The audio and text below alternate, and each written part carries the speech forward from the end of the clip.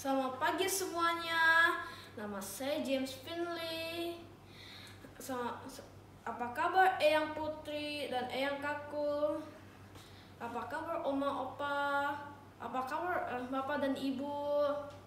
Apa kabar guru sekolah minggu? Apa kabar teman-teman semua? Semoga kita semua dalam keadaan sehat dan bersyukur selalu ya. Mari kita memulai hari ini dengan beribadah bersama-sama. Mari kita semua membaca Mazmur 117 ayat 1-2 secara berbalasan. Pujilah Tuhan, hai segala bangsa.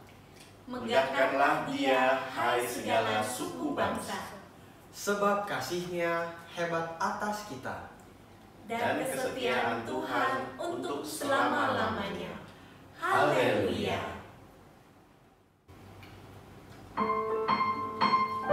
Mari kita semua nyanyikan lagu Kasih Tuhanku Lembut.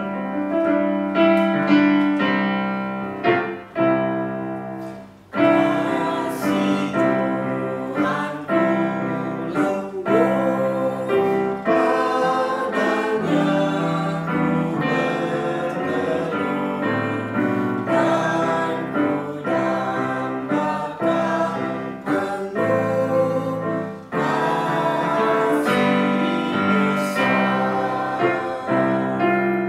Yesus datang di dunia dan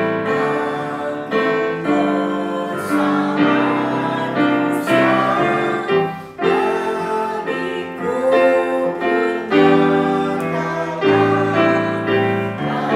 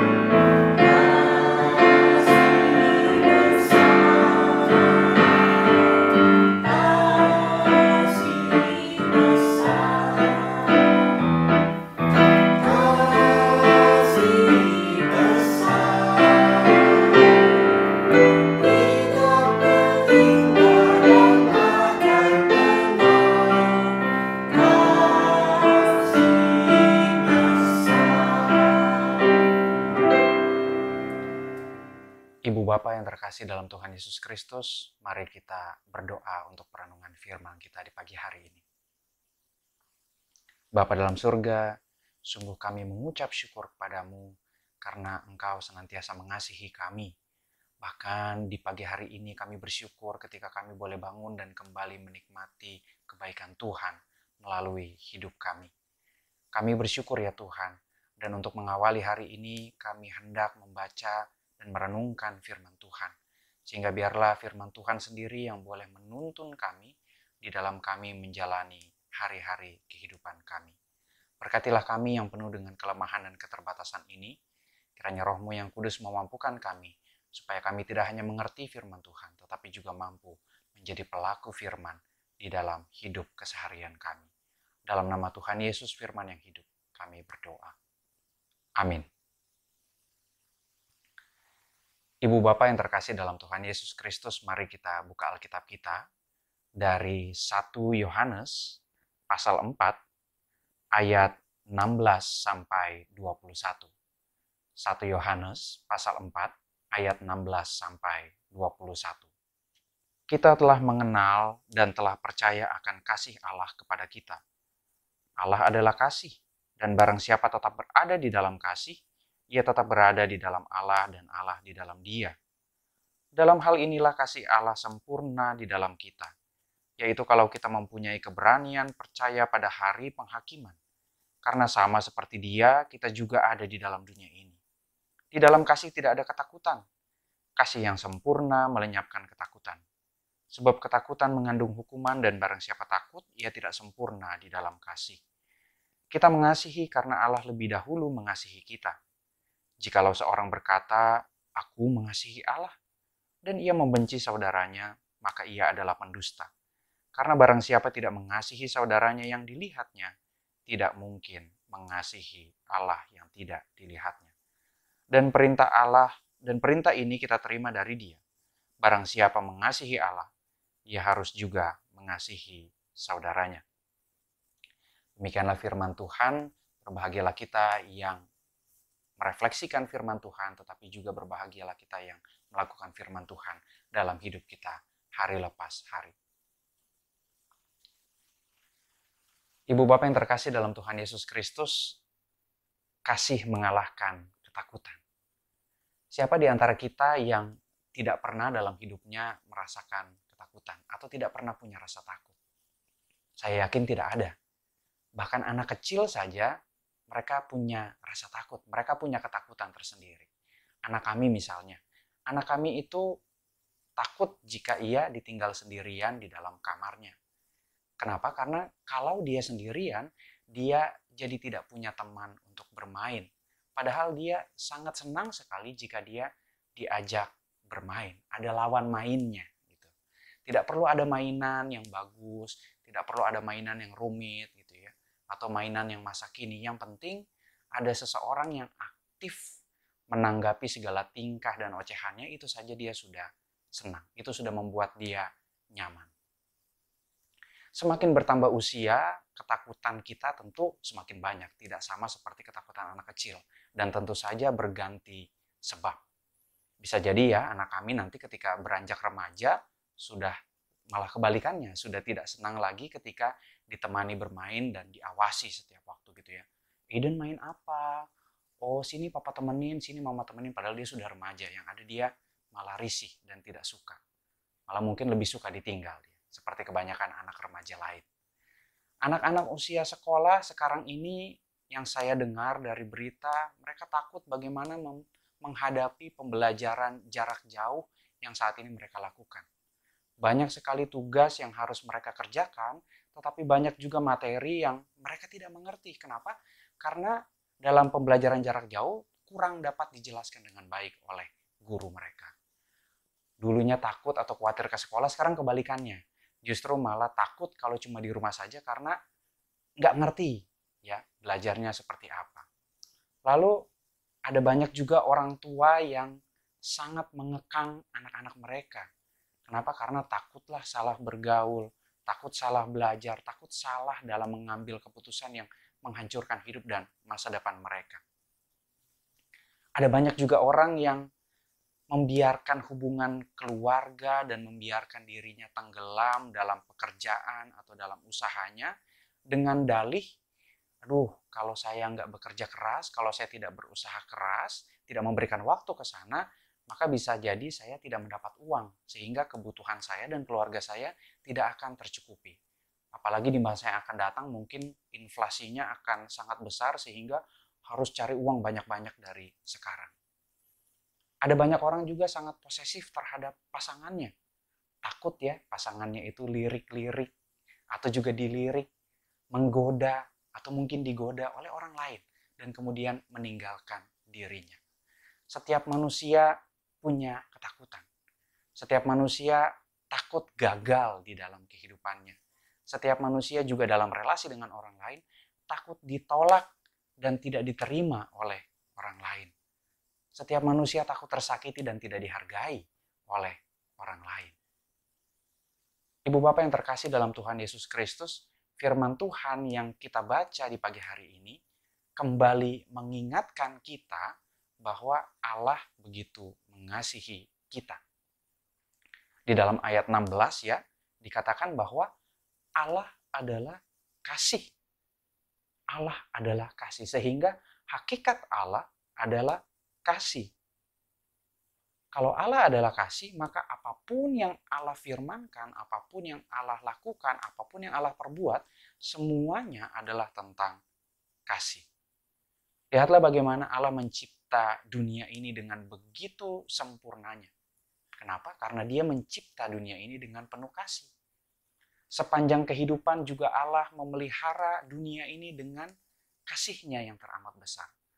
Walau kita manusia mencoba mengingkari kasih-Nya dengan berbalik dan membelakangi Allah, tetapi Allah dengan kasih-Nya yang besar itu kembali menarik seluruh ciptaannya untuk kembali kepadanya. Allah merengkuh, ya sama seperti program kita setiap Sabtu pagi, rengkuhan Allah. Allah merengkuh dunia dengan kasih-Nya. Bahkan karya terbesar Ia lakukan dengan mengutus anaknya yang tunggal, Tuhan Yesus Kristus, untuk mati dan menebus segala dosa dan ketidaktaatan kita. Sekali untuk selama-lamanya. Allah berkorban bagi manusia. Allah adalah kasih. Dan sebagai umat yang diciptakan olehnya, sebagai umat yang dipelihara olehnya, dan yang ditebusnya, maka kita juga adalah makhluk yang hidup di dalam kasih. Sang pencipta kita adalah kasih, kita sebagai ciptaan, kita pun adalah kasih. Firman Allah jelas mengatakan, siapa yang hidup di dalam kasih, maka Allah hidup di dalam kita, dan kita di dalam Allah. Itu sebabnya kita harus hidup di dalam kasih. Hidup dalam kasih artinya ketika kita dalam hidup ini kita mengakui bahwa diri kita ini sangat dikasihi, sangat berharga bagi Allah.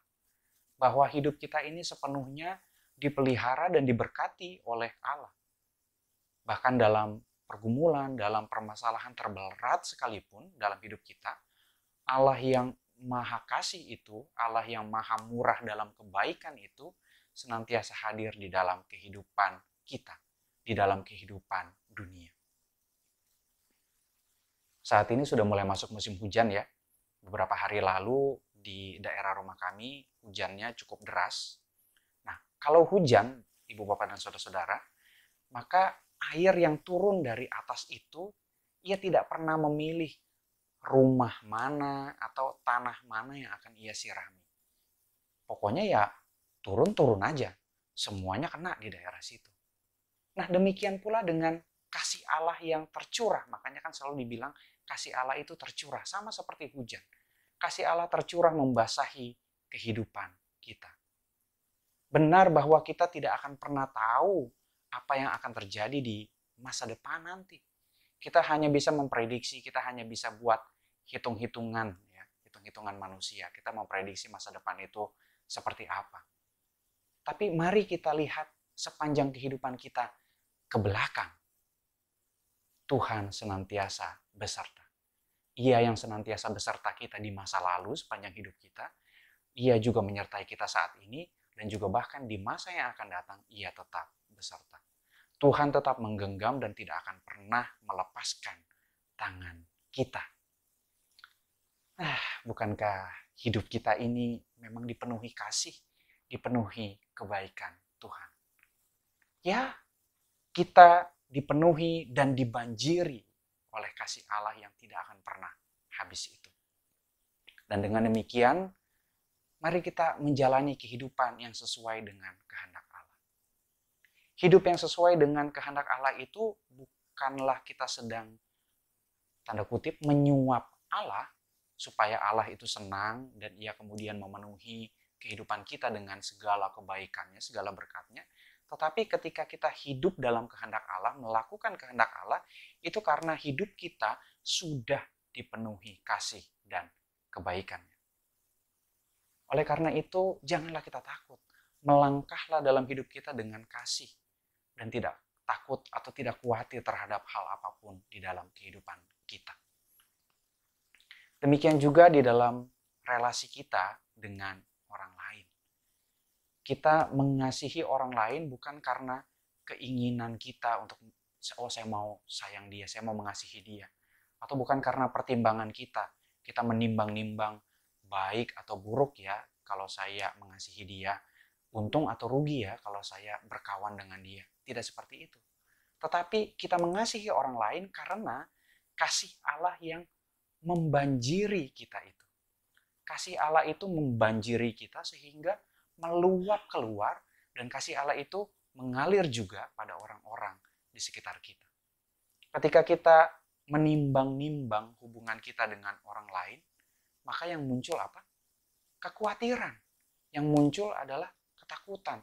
Bagaimana kalau nanti saya tersakiti oleh dia? Bagaimana kalau nantinya saya malah dihianati oleh dia? Apakah saya akan diperlakukan baik juga oleh dia ketika saya memperlakukan dia dengan baik? Kalau kita menimbang-nimbang dengan menggunakan logika akal pikiran kita, maka yang muncul adalah ketakutan dan kekhawatiran.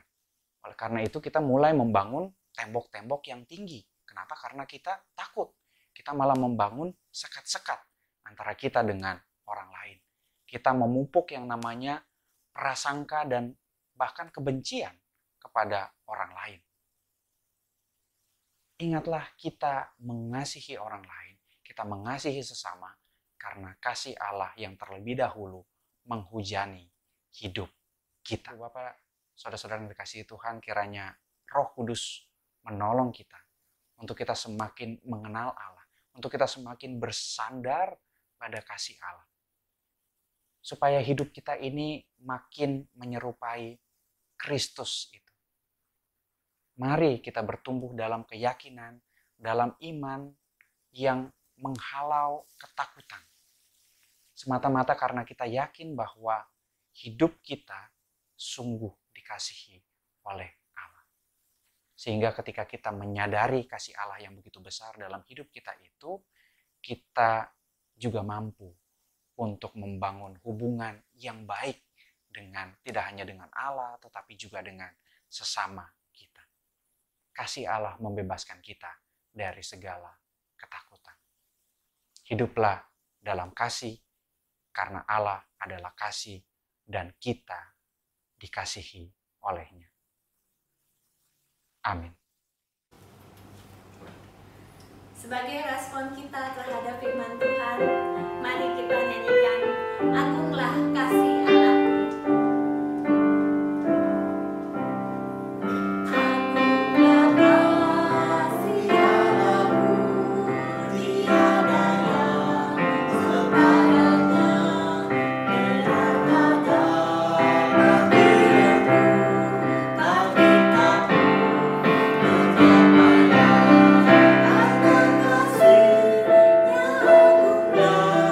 Sang Putra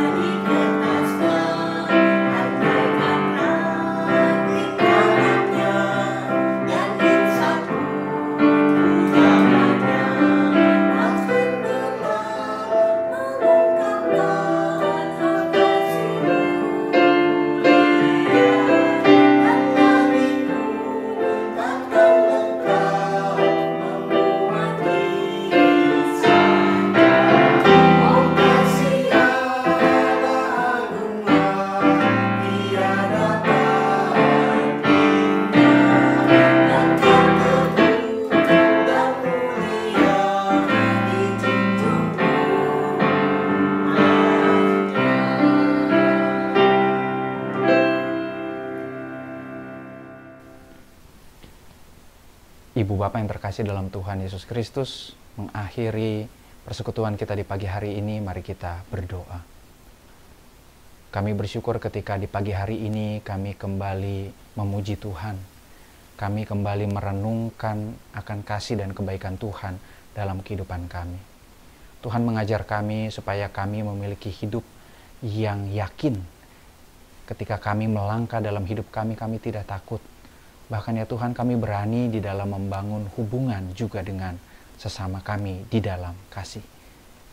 Tolonglah kiranya kami supaya kami terus-menerus menyadari bahwa Allah begitu mengasihi kami.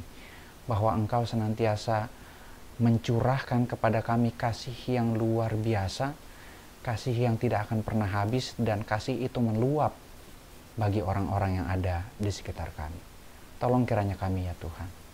Bapa dalam surga, saat ini kami mau berdoa bersama. Kami berdoa bagi kami pribadi lepas pribadi.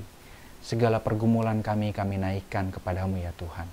Kiranya Engkau mendengar segala pergumulan dan keluh kesah kami.